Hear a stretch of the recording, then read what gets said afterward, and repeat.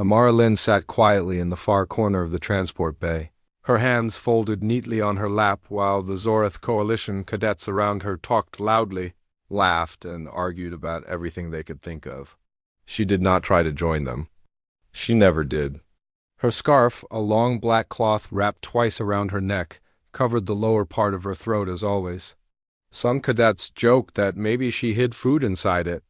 Others said she used it because she felt cold every hour of the day. But most simply believed she wore it because she wanted attention. This belief was wrong, yet it spread fast. Amara did not answer their comments. She did not show anger or sadness. She only looked down at her hands and kept her breathing calm. It was not because she was shy or afraid. She simply preferred silence. The ship they were riding in the ZCS, Harbinger, was one of the largest training ships in the Coalition. It carried more than 800 cadets from over 20 alien species. Humans were not common in space, and within the Coalition they were even fewer. Many aliens believed they were too emotional, too fragile, too slow to adapt to war.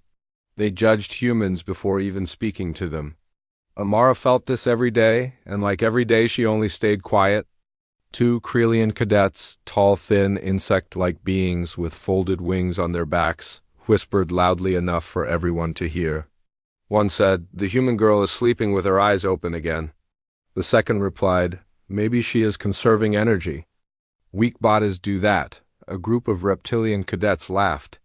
One mimicked Amara by sitting stiffly and pretending to stare at the floor. Amara heard everything. She always did. But she did not lift her head. Instead, she watched the movement of shadows on the floor, counting each second as it passed. It was an old habit, something that helped her stay calm, something she learned long before she ever stepped onto a ship. Across the bay, a cadet named Syrinx watched her with a puzzled expression. Syrinx, unlike the others, did not like bullying her. He was young, half her size, and always nervous, but he noticed things the others ignored. He whispered to his friend, "She is not weak. She just feels different. She moves different." His friend rolled his eyes. "You always think too much, Syrinx. She is quiet, that is all." But Syrinx was not convinced. He had seen her during their physical training tests. She never tried to show off or win. She simply moved with strange control. Even though she finished second or third, she used less energy than every other cadet.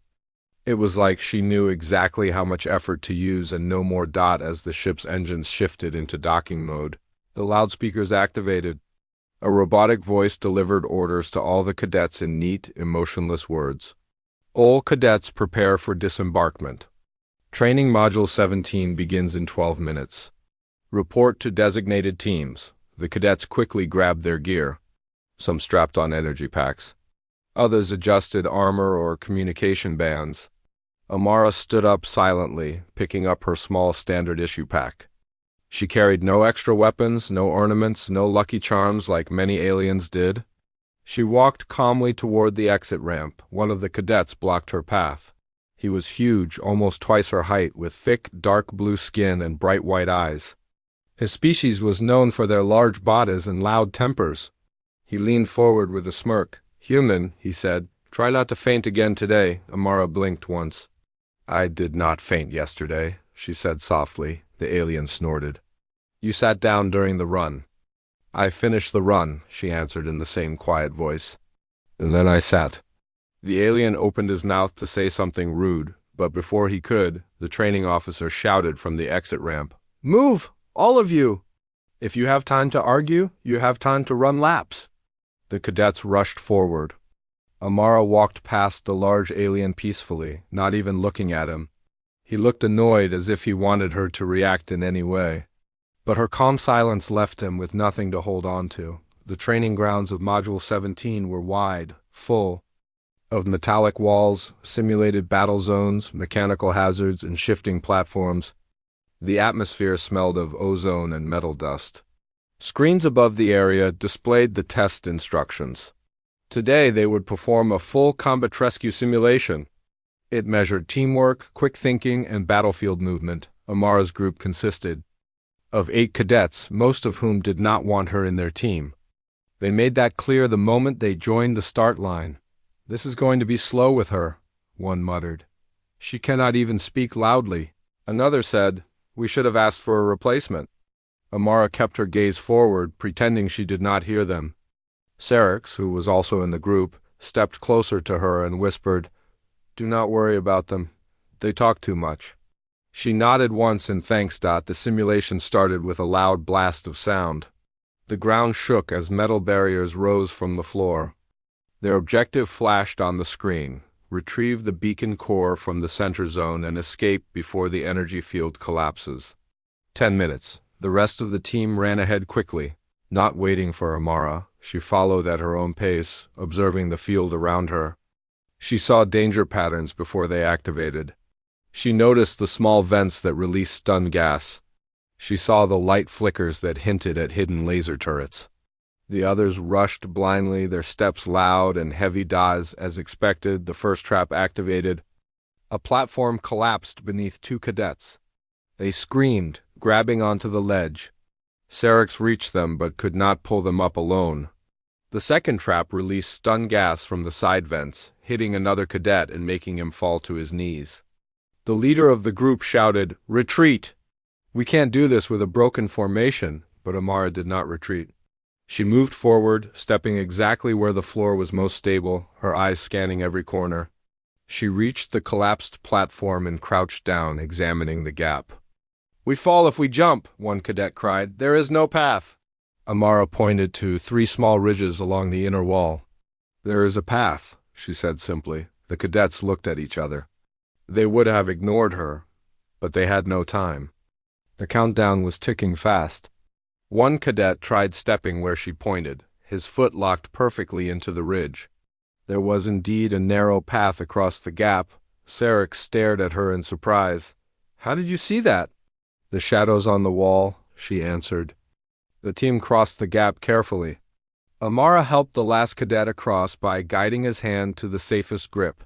Once they reached the center zone, the beacon core stood on a pedestal surrounded by rotating laser grids. The leader cursed. We cannot cross that? But Amara studied the movement of the lasers. She watched the timing. She traced the pattern with her eyes. We can cross, she said. There is a 3-second opening every 6 rotations. The leader hesitated. And how do you know that?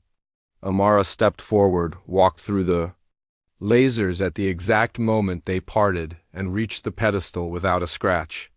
The others froze, their mouths open. She lifted the beacon core gently. The lasers shut down once it was removed. She walked back just as easily. The aliens stared at her in silence for the first time since she joined them. They ran toward the exit zone together. This time they followed Amara's voice when she said to move left or right, when to duck, when to wait half a second before stepping forward. They did not question her. Her sense of timing was too precise to ignore. They escaped with only 8 seconds left on the clock. When the simulation ended, the training officer looked at their performance record. His eyes rose slowly toward Amara. This is the best time of the day, he said. The cadets looked shocked. The leader opened his mouth, then shut it again. For the first time he seemed unsure of himself, but the officer noticed something else too. He narrowed his eyes as he stared at Amara's scarf. It had loosened slightly during the run. He saw a small, faint red glow beneath the cloth. Only for a moment, but it was enough. Amara quickly tightened the scarf again and lowered her head. The officer said nothing, but his gaze stayed on her longer than on any other cadet. As the group walked away, they whispered among themselves, quiet now, confused now, unsure of how to treat her. She had not bragged, she had not argued. She had only done what needed to be done, and she had done it better than any of them. Syrinx walked beside her and smiled shyly.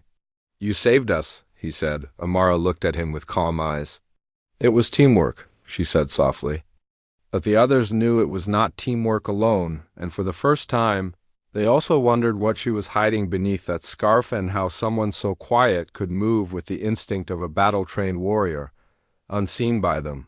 Deep beneath the cloth, the faint red mark pulsed once like a sleeping ember. A reminder that Amara Lynn was far more than she appeared. The desert moon called.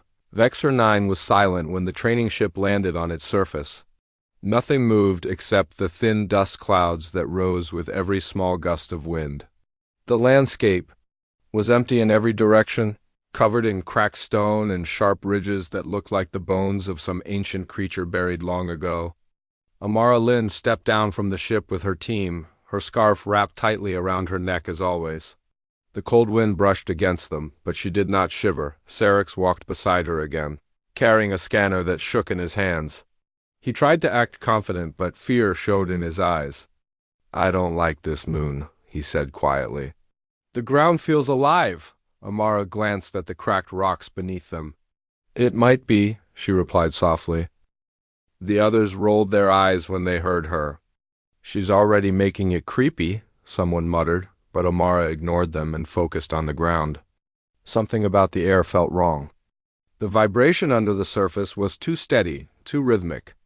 It felt like something breathing. Their mission was simple on paper: scout the northern ridge, collect geological samples, and return within an hour.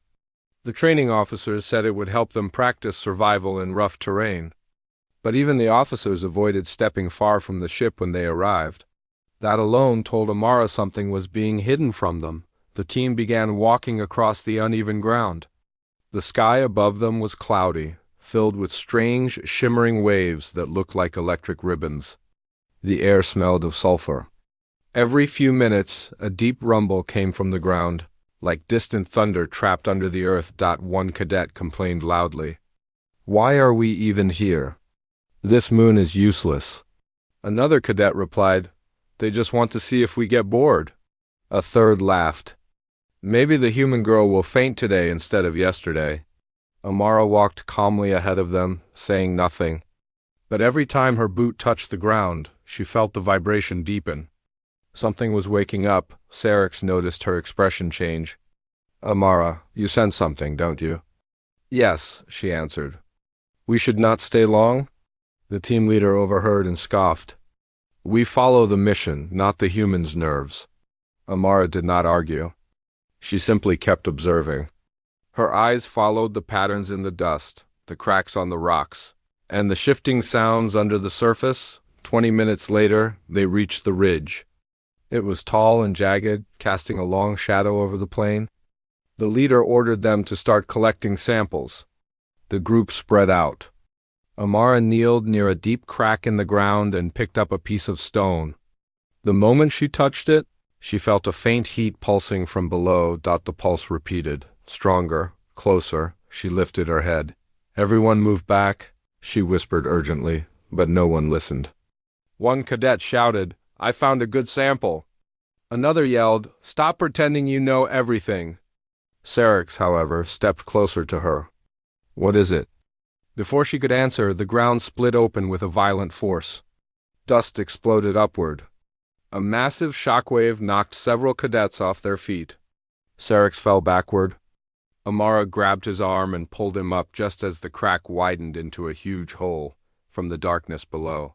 Glowing blue lights rose like fireflies. The lights formed long lines, tubes, armor plates. Mandibles.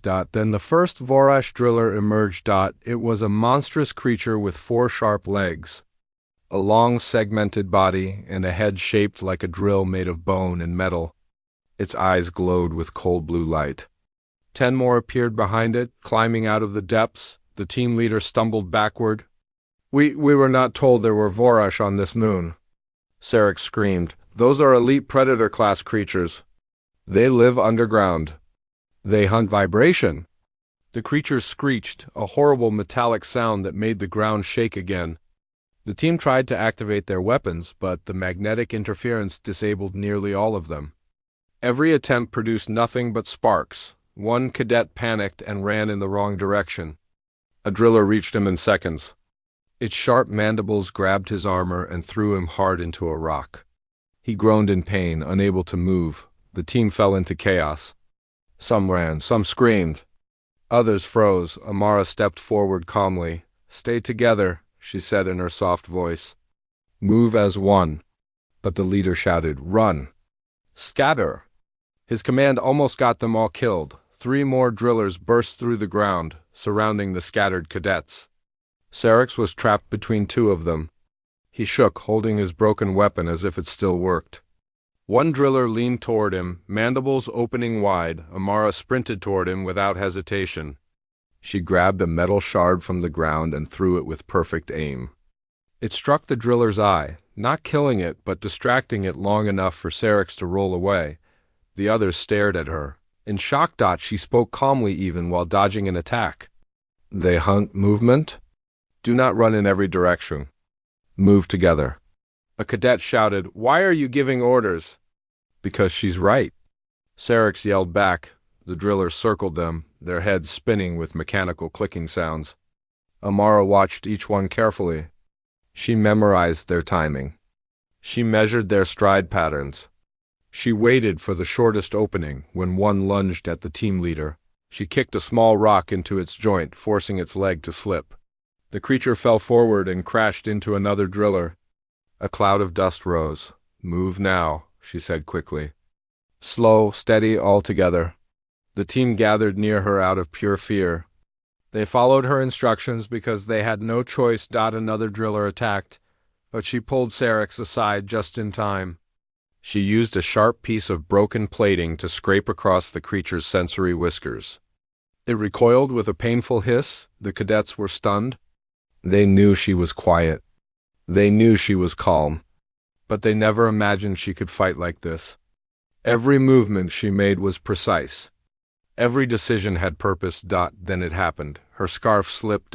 It was only a small moment, caused by a driller's tail striking the ground near her feet. The impact made her stumble slightly, and part of the scarf fell away from her neck. Syrinx saw it first. A bright red scale-shaped mark glowing faintly beneath her skin. Not like a tattoo. Not like a wound. Something alive. The mark pulsed with heat. Syrinx gasped.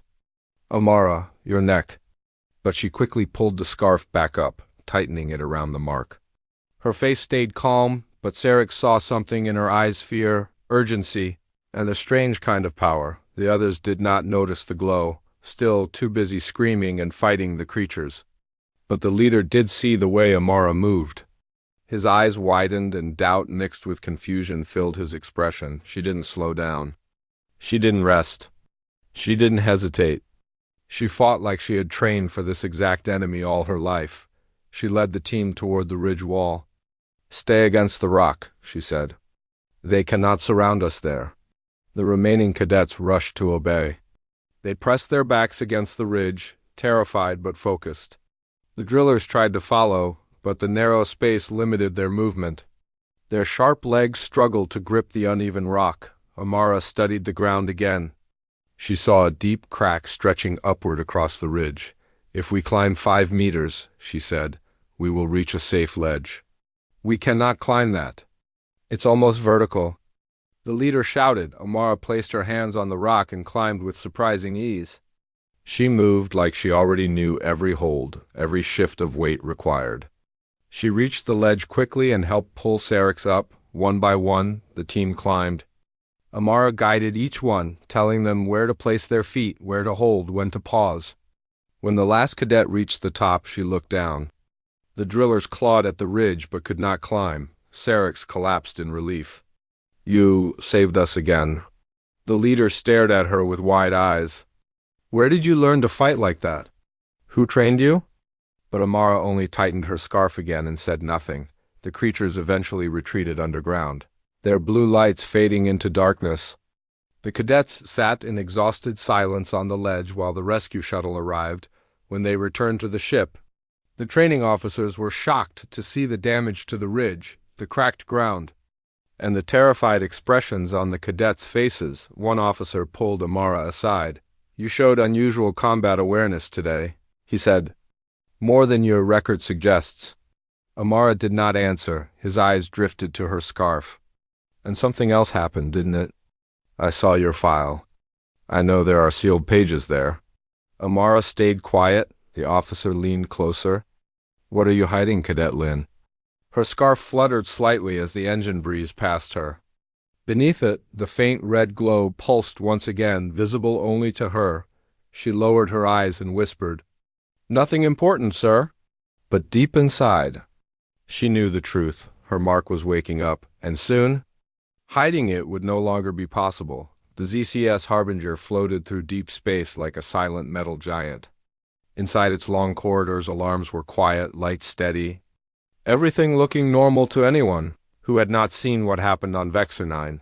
But the cadets who survived the Vorish encounter moved differently now. They walked faster. They looked over their shoulders more often.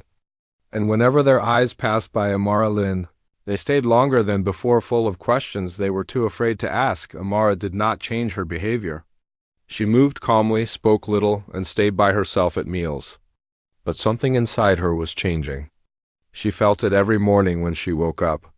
A strange heat under her skin. A faint burning at her neck, pulsing softly like a living heartbeat.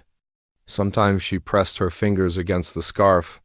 Feeling the warmth grow and then fade again, she tried to ignore it, but the ship had its own problems. The Harbinger was traveling through a region known as the Ember Spiral, a dangerous part of space patrolled by the Krell Dominion. The Krell hated humans more than any other species. They believed humans carried a hidden danger, a secret power that threatened their rule. They were not wrong, but most humans never understood why the Krell feared them. Amara walked down the hall toward the training room when the ship's lights flickered. A soft hum passed through the floor. She stopped and looked around as if she sensed something others couldn't. A few cadets rushed past her, laughing nervously. "Probably just a power reset," one said. "Yeah, nothing to worry about," another replied, but Amara didn't move. She felt the vibration again. It wasn't mechanical. It wasn't a power failure. It was movement, a hunting movement. The ship's intercom activated suddenly. A shaky voice came through. "All cadets, return to quarters immediately. This is not a drill." The hallway fell silent, then the lights turned red. Sirens began to echo through every deck. Syrinx came running toward her, breathing heavily. "Amara, the officers said the Krell have been spotted nearby. A small fleet is chasing us." Her heart beat faster, but her face stayed calm. "Did they breach the shield?" "Not yet," he said, wiping sweat from his forehead. "But they sent boarding pods. Dozens of them." She looked down the hall toward the sealed bulkhead doors. Her neck burned hotter than before. The mark beneath her scarf felt alive again, as if responding to danger. Syrinx noticed her silence. "Amara, are you okay?" Before she could respond, the ship shook violently. A loud boom echoed through the metal walls. The floor tilted as everyone grabbed onto rails and walls. A robotic announcement followed at once. "Breach detected. Krell boarding party entering decks 6 through 9. All combat units prepare for contact." Panic spread instantly. Cadets screamed. Some ran in random directions. Others froze in terror. The Krell were known for brutality. They took prisoners rarely. They killed quickly.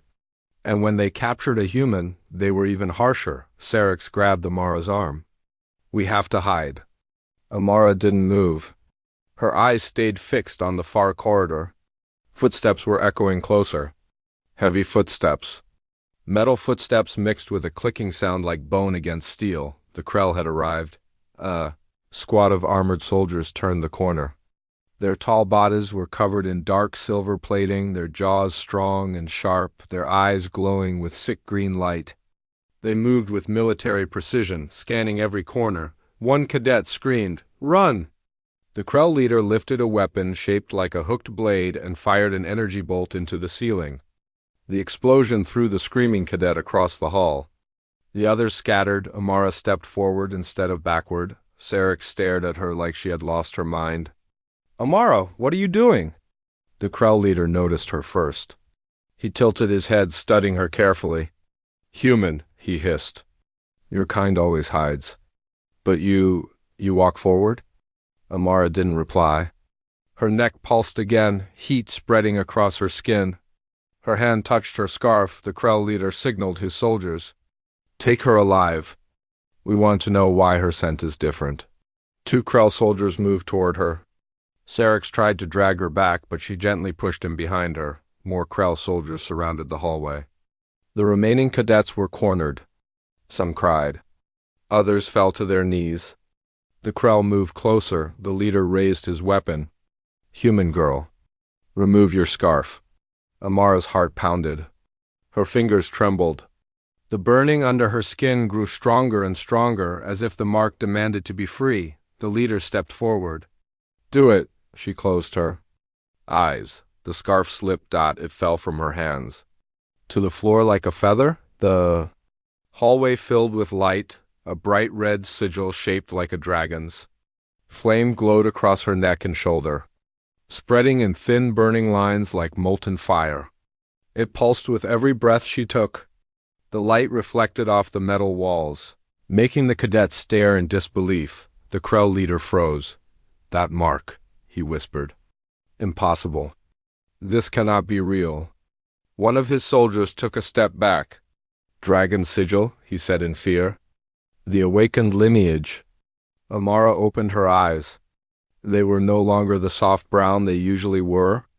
A golden glow shone within them, shaped like narrow slits in human, powerful, ancient. The nearest Krell lunged at her in panic.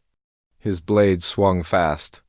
But Amara moved faster. Her hand caught his wrist, twisted sharply, and slammed him into the wall with a force no normal human could produce.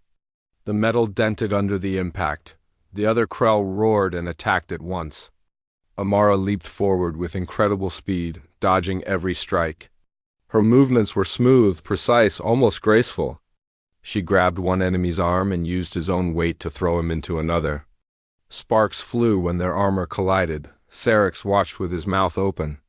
Amara, how? She didn't answer. She was focused, her golden eyes tracking every motion around her. Her body reacted before her mind fully processed each attack. It was instinct, ancient instinct.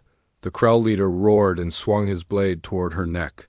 She ducked, grabbed his arm, and dragged him forward. Her elbow struck his jaw with a sound like breaking metal. The leader stumbled, stunned. 2 more Krell charged from behind. Amara spun, her legs sweeping low, knocking them off balance. She kicked upward, hitting one in the chest. His armor cracked. He flew backward and crashed into a wall. The cadets were frozen in place, afraid to even breathe. Every strike she delivered was impossible. Too fast, too strong, too perfect. The glowing mark on her neck pulsed like fire. Spreading a faint heat through the air, the Krell leader stepped back, fear showing in his burning eyes. A human with the dragon sigil. This is forbidden. Your bloodline was supposed to be extinct. Amara stood still, breathing slowly. Leave, she said softly. The leader hissed. The Krell do not run. But when Amara took a single step toward him, the light of her sigil growing brighter, he did run. He and the surviving soldiers retreated around the corner, dragging their wounded. They slammed the bulkhead doors shut behind them. Silence filled the hallway. The cadets stared at Amara as if seeing her for the first time. No one mocked her. No one whispered. They simply watched her in overwhelmed fear and awe. Syrinx stepped forward hesitantly. Amara, what are you? She picked up her scarf, her hands trembling slightly now that the danger had passed. She wrapped it around her neck again, covering the glowing mark. The light faded slowly beneath the cloth. I don't know, she whispered. But that was not true. She knew. The mark was awakening. And the Krell were not done. Moments later, the ship's full alarm activated again. Krell fleet has started boarding sequence on all decks. All units prepare for a full combat engagement. Syrinx looked at her with wide eyes. They came for you. Amara lowered her head. Yes, she said softly. They did. And the worst part was more Krell were coming, and next time, they would not run. Aisha slept for only 2 hours before she woke again. Her mind was full of the fight from the previous day, the burning mark on her skin, and the strange feeling that something inside her had opened. She lay still for a while, listening to the quiet hum of the dorm pod around her. The lights were dim, and the station outside the small window drifted in gentle rotation. Everything looked normal, but nothing felt normal anymore. She touched her scarf on the small shelf beside her. It was folded neatly, but she knew what hid under it now. The dragon sigil? The symbol that had changed her life in a few seconds. She felt a strange warmth move under her skin as she rubbed her palm across her arm. She did not understand it, but she could not deny it anymore. She sat up, letting her feet touch the cold metal floor. Every muscle felt heavy, but also alert. She took a slow breath and got ready for the day. When she stepped into the hallway, she felt dozens of eyes watching her. The trainees who once ignored her now whispered loudly. Some looked scared, some looked curious, and others looked angry, as if she had stolen a victory from them. She said nothing. She walked quietly past them and went toward the training center. But before she could enter, Commander Rail stood in her way. His tall shape and purple armor looked even more intimidating today. He crossed his arms and stared at her. "You should rest," he said. "Yesterday was not a normal battle. You lost a lot of energy." Esha shook her head. "I want to train." "You need to understand what is happening to you first. Training without control is dangerous." She looked down. "I don't feel dangerous." He gave a small sigh. "The mark on your body is not just decoration. It has awakened something inside you. Something ancient. Something powerful. And power without control is always dangerous." Esha met his eyes. "Then teach me to control it." Rel studied her for a moment, then gave a slow nod. "Very well. But today we train alone." He led her to a different room, a private training hall that was usually locked. The walls were dark, but glowing lines showed circuits and energy channels. Machines hummed softly, waiting for activation. Ril stood in the center. "Show me the mark." She hesitated. She did not want everyone to see it, but only he was here. She slowly lifted her scarf, the dragon sigil glowing faintly on her neck. Ril's eyes widened slightly, but he did not step back. He leaned in as if he were examining an old memory. "That symbol is older than almost every species in this galaxy," he said quietly. "It belongs to an ancient Earth lineage, a warrior bloodline that many believed was lost." Esha felt a chill run through her. "I don't know anything about it." "Your body does," he said. "And now you must learn to listen to it." He asked her to stand in the center of the room. Then he activated the training holograms. The air shimmered as a large projection formed around her. It was not a creature this time, but waves of energy shaped like smoke and fire. They reached for her like hands, pushing and pulling at her without touching her. "This is only energy," Rel said. "You must move it. Feel it. Shape it." Esha raised her hands slowly. The energy waves responded, moving slightly. She gasped. Something inside her chest pulsed like a second heartbeat. "Good," Ril said. "Now control it. Do not let it control you." The energy swirled faster. Her eyes widened. She felt heat rise up her backbone. The dragon mark glowed brighter. Her breathing became sharp and fast. The energy wrapped around her like a storm. "I can't." "Yes, you can." The command in his voice hit her like a jolt. She closed her eyes. She thought of her family, her mother's soft voice, her father's calm smile, the warm house she missed. She thought of the girl she used to be, the girl who stayed quiet because life felt heavy, the girl everyone mocked for being too simple, too silent, too weak. She let that girl go. She opened her eyes again and lifted her arm slowly. The energy waves bent. The storm paused. Esha pulled her hand back, and the waves followed like a ribbon of fire and smoke.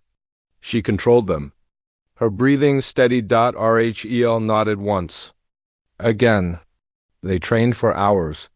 The energy responded to her better each time, but her body felt tired. Sweat covered her skin. Her hair stuck to her forehead. The glow of the mark faded and brightened depending on her focus. When she finally collapsed to her knees, Rel stopped the holograms. "That is enough." She smiled a little even though she was exhausted. "I did better today?" "You did more than that," Rel said. "You handled a level of energy that many advanced soldiers fail to control." She stood slowly, her legs trembling. What exactly am I now?" "You are still human," he said. "Just a very rare kind." Esha wrapped her scarf back around her neck. I don't want them to look at me like a monster. Rill shook his head. They don't fear monsters. They fear power they don't understand. Aisha understood that feeling too well. She had lived her whole life being misunderstood. When she stepped outside the private chamber, the hallway was not quiet anymore. A large group of trainees stood waiting. They must have tried to watch her training but failed to access the locked room. When she appeared, the whispers stopped instantly. All eyes widened. Someone stepped forward. It was Norrin, the tall alien who had pushed her in the training hall days ago. He glared at her now, but his glare looked uncertain. You think you're special because of that mark? He said loudly. Asha stayed silent. You embarrassed everyone yesterday. And now you're walking around like you're above us. Rill stepped forward sharply. Enough. But Aisha lifted her hand gently, signaling him to stop. She looked at Norrin with calm eyes. You don't need to fear me, she said softly. Her soft voice only made him angrier. He bared his teeth. Then face me in the open ring. No weapons. No holograms. Just skill. The crowd gasped. Someone murmured, Is he crazy? She fought a Korra beast yesterday. Aisha felt her heart beat faster, but she breathed slow. Her old self would have refused. But she was not that girl anymore. I accept, she said quietly. The trainees erupted into shocked voices. Rill stared at her, but there was a hint of pride in his eyes. If this is what you choose, he said, then I will allow it. The open ring was prepared within minutes. The lights above brightened. The metal platforms lowered to form a wide circular arena. Trainees filled every seat around it. Aisha stepped into the center. Norrin entered from the other side. He cracked his knuckles and smirked. No mark this time, he said. Fight like a normal human. Aisha touched her scarf, making sure it stayed in place. I will. Rill raised his hand and signaled the start. Norrin rushed first, fast and strong. Aisha moved back, barely dodging his strike. She could feel the wind from his fist pass her cheek. She stumbled but regained balance quickly. The trainees shouted in excitement. Norrin attacked again and again. Aisha dodged. Her movements were not perfect, but they were calmer than usual. Every time he swung, she felt a pulse inside her. The dragon mark warmed under the scarf, guiding her gently. She did not use its power fully, only its instinct. She moved like water around Norrin's attacks. Each dodge made him angrier. Fight back, he shouted. Aisha shook her head softly. I don't want to hurt you.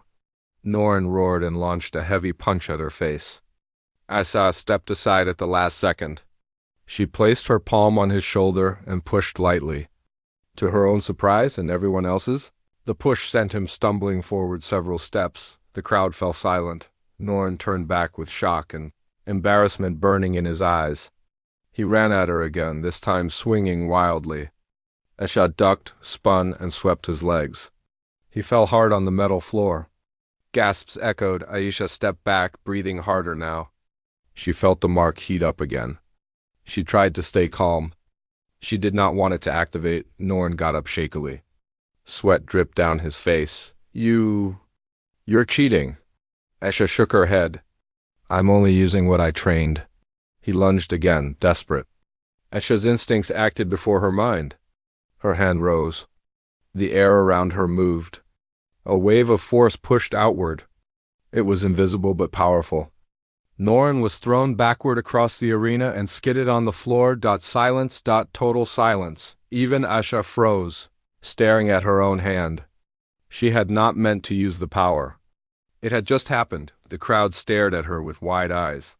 Some fear, some awe, some confusion. Norrin did not get up. Rill stepped forward immediately. The fight is over. Aisha stepped back, trembling slightly. She looked at her hand, then pressed it against her scarf, feeling the warmth of the mark again. The room felt heavy with tension. Rill walked to her side. His voice was low but steady. You controlled it better than I expected, but you must learn to control it even more. Aisha swallowed hard. I didn't mean to hurt him. You didn't. He only lost his breath. He will wake up soon. She let out a breath of relief. The crowd slowly began to disperse, whispering even louder than before. Things she could not hear but could guess. The quiet human girl was not quiet anymore. The girl they mocked was now the one they watched. And the dragon inside her was only just waking. Aisha woke early the next morning, long before the alarms rang across the trainee barracks. The station outside her window was still dark, floating quietly in the cold space above the distant blue planet. She sat up slowly, her muscles stiff from yesterday's training and the fight with Norin. Even her bones felt heavy, as if the strange energy inside her had wrapped itself tightly through her body during the night. She touched her scarf gently, feeling the warmth of the dragon sigil hidden beneath it. It had not stopped humming since the previous day. It felt alive now, like it had fully woken up and was breathing with her. She whispered softly to herself, "I hope today will not be the same." But she knew it would not be calm. Something was changing in the station. Something bigger than just her personal story. She stepped out of her pod and walked down the hallway. It was almost empty at this hour. Only a few maintenance bots moved along the walls. But as she turned a corner, she found Commander Rail waiting alone. He stood straight, his armor shining with soft purple light. He did not ask how she felt. He only said, "Walk with me." Aisha followed him quietly. They moved through several hallways, passing through sections she had never seen before. The lights here were dimmer and the walls thicker. The air felt colder. She finally asked, "Where are we going?" Ril answered without looking back. "To the council chamber. They requested you." Aisha stopped walking for a moment. Her heart began beating fast. "The council? Why?" Rel turned and faced her directly. His voice was steady. "They saw the footage." She lowered her eyes. "From the arena?" "From the arena," he confirmed. "And from the Korra Beast fight." "And from your private training yesterday?" "Everything is recorded here." Her hands tightened at her sides. She felt exposed again, like the whole galaxy was staring at her face without her permission. Ril stepped closer and lowered his voice. "Do not fear them. Just answer what they ask. Be honest. And trust yourself." Aisha nodded weakly. She followed him the rest of the way. When they reached a large sliding door, he stopped and placed a hand on her shoulder. "You will not face them alone. I will be there." She swallowed nervously. "Thank you." The doors opened, revealing a wide circular chamber filled with high seats arranged in a ring. 6 alien council members sat in those seats, each one from a different species. Their hologram badges glowed with symbols she could not read. They studied her with sharp eyes. Aisha walked to the center of the room with Rel standing behind her. She felt the eyes of the council like heavy weight on her back. One council member, a tall figure with silver skin and glowing blue eyes, spoke first. "Human trainee Aisha, you surprised many of us." Aisha said softly, "I did not mean to cause trouble." "Trouble," another council member said, "is not the word we would use. You activated a sigil that has not been seen for centuries." Aisha touched her scarf nervously but did not remove it. The council member asked, "Will you show us the mark?" Aisha looked at Raoul. He gave a very small nod. She exhaled slowly and pulled back her scarf. The dragon sigil glowed faintly on her neck. The room became silent. The silver-skinned council member leaned forward. "As we suspected," Aisha asked quietly, "what is it?" The council chamber dimmed as one council member activated a hologram. A giant dragon symbol appeared in the air. The shape was the same as the one on her skin. "This," the member said, "belongs to an ancient Earth lineage called the Dragonborn." Aisha's eyes widened. She whispered, "Dragonborn?" "Long ago," the council member continued, "humans were not considered weak. They were considered unpredictable and sometimes dangerous. A few rare families carried a power inside them, a power that could shape energy, a power that came from something older than any of our empires." Aisha felt her heart hammer in her chest. She struggled to speak. "Then why don't humans know this?"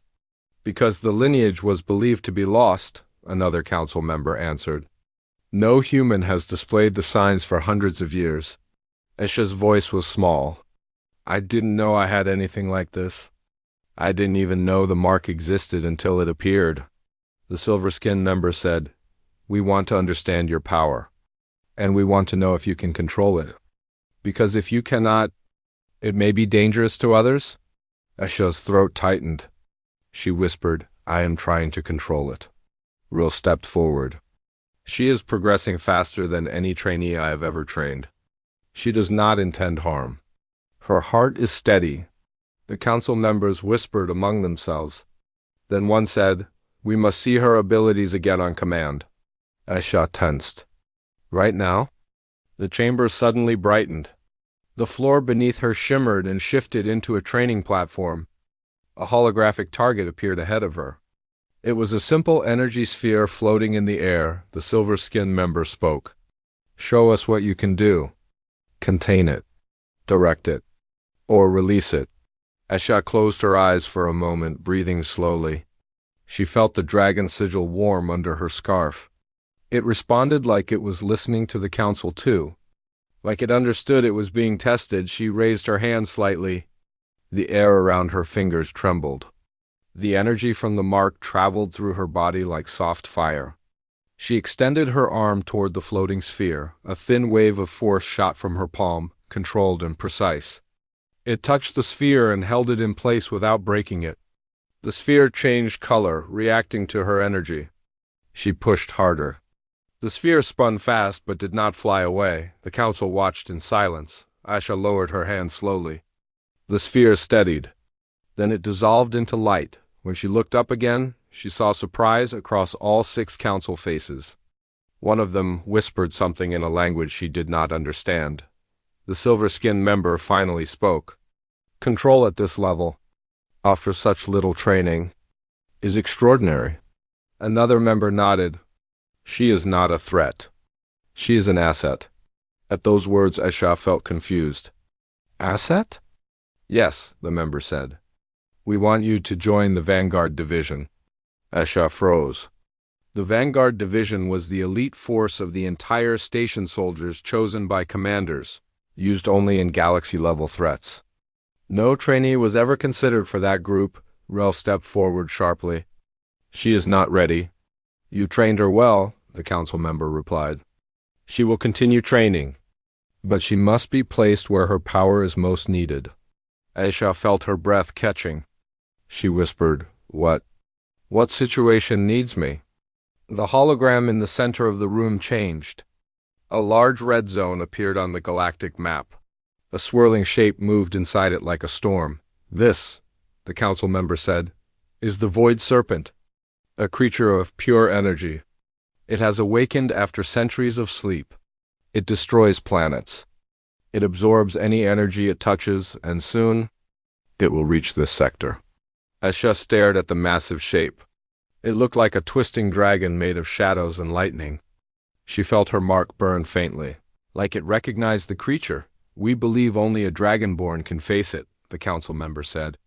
"You are the first one we have seen in generations." Asha looked down at her hands. They trembled slightly. She whispered, "I don't know if I can fight something like that." Rill stood beside her. "She should not be thrown into a war she barely understands." A council member replied firmly, "We will not force her." The chamber became silent again. Every eye turned to Asha. Her entire life she had been quiet. She had been underestimated, mocked, ignored, or seen as weak. But now the galaxy suddenly wanted something from her. Something big. Something impossible. She took a long, slow breath. In her mind, she heard her mother's voice telling her to believe in herself. She remembered her father teaching her that fear was only the first door she needed to step through. She whispered, "I don't want to run away anymore." Ra looked at her with a mix of worry and pride. Aisha raised her chin slightly. "I will fight."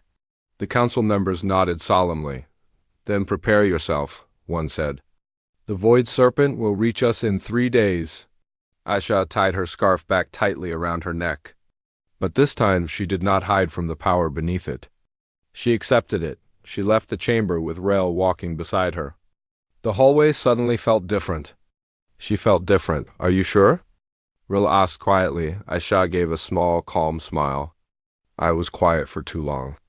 Maybe this is what I was meant to do. Rill nodded. Then I will train you every moment we have left. For the next 3 days, the entire station changed its rhythm around her. The trainees whispered her name. Engineers adjusted the ship weapons. Officers prepared defense lines. And Aisha stood at the center of all of it, no longer the quiet girl hiding behind a scarf. She was the last dragonborn. She was the spark of hope the galaxy needed. And when the sky finally tore open and the void serpent arrived, its shadow stretching across the stars like a living storm, Asha stepped forward without fear. The dragon sigil burned bright under her scarf, and the battle for the galaxy began.